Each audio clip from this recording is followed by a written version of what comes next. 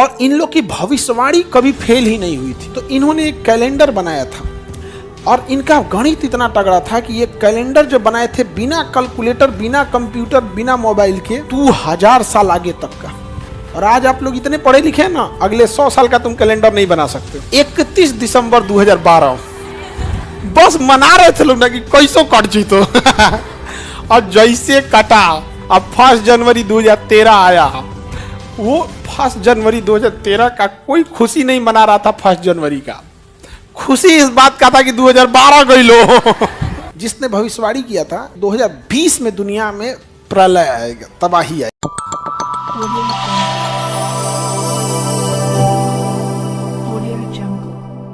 पहले प्राचीन काल में यहां एक सभ्यता रहती थी, आज से 1700 साल पहले। कितने 100 साल पहले? 1700 साल पहले। आज से बस 200 साल पहले जाओगे, कोई चीज तुमको मशीन नहीं मिलेगा। आज से अगर 200 साल पहले चले गए तो गाड़ी, motorcycle, calculator, mobile, telephone, torch और कुछ नहीं मिलेगा। 500 साल पहले चल जाओ तो खाली ऊंट, गाय, बैलगाड़ी, यही सब मिलेगा। 1700 साल पहले थे सब कौन? यहाँ पे माया सभ्यता रहती थी, जिसका मुख्य निवास स्थल ग्वाटेमाला का जंगल था। कौन सा जंगल? ग्वाटेमाला। उसमें मिला ग्वाटेमाला। तो वहां एक जंगल था, वहां ग्वाटेमाला की सभ्यता रहती थी। ग्वाटेमाला में माया सभ्यता। कौन सभ्यता? माया सभ्यता। कहां रहती थी? ग्वाटेमाला। और इन लोग की भविष्यवाणी कभी फेल ही नहीं हुई थी।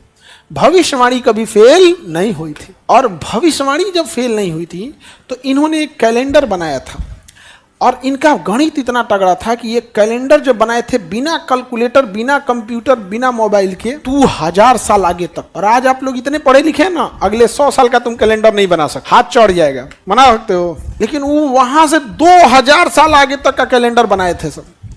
लेकिन आप कितना भी कैलेंडर आगे बना दिए, किसी ना किसी एक समय जाके तो खत्म होगा।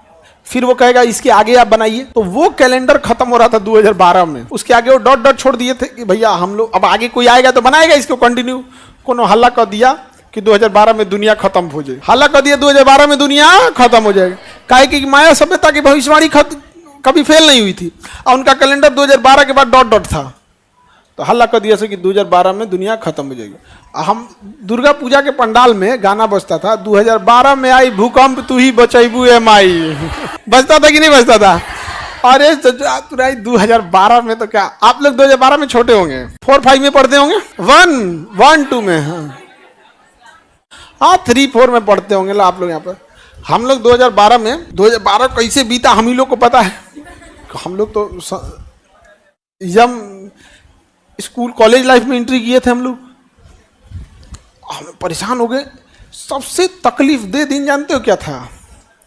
31 दिसंबर 2012 बस मना रहे थे लोग ना कि कैसो कट जी तो और जैसे कटा, अब 1 जनवरी 2013 आया। वो 1 जनवरी 2013 का कोई खुशी नहीं मना रहा था। 1 जनवरी का खुशी इस बात का था कि 2012 गई लो अरे तबाही तबाही, सबको इतना डरा के रखा था सबकी, क्या कहिएगा यहाँ पे। लेकिन उन सब में पता ही नहीं कि माया सभ्यता है, नहीं समझ में आ गया। माया सभ्यता का कैलेंडर ऐसे नाश हो गया था। एक और सभ्यता थी जिसने भविष्यवाणी किया था कि 2020 में दुनिया में प्रलय आएगा, तबाही आएगी। और 2020 में कोरोना आया था।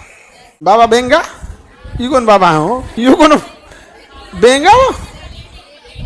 लेडीज है, बाबा बेंगा नाम है। आगे बढ़ते हैं। भविष्यवाणी अलग चीज होती है और वास्तुशास्त्र अलग चीज होता है। वास्तुशास्त्र मतलब होता है इधर पूजा घर होना चाहिए, इधर किचन होना चाहिए, वो ठीक लगता है भैया वास्तुशास्त्र। और जहाँ तहाँ बताता है सब कि आपका 2 अक्टूबर में आपका ब्लड का प्लेटलेट घट जाएगा। अरे या तुम हाथ देख के प्लेटलेट बता देता है, ये थोड़ा अजीब लगता है। तो ये सारा एरिया समझ में आ गया किसकी सभ्यता का था? माया।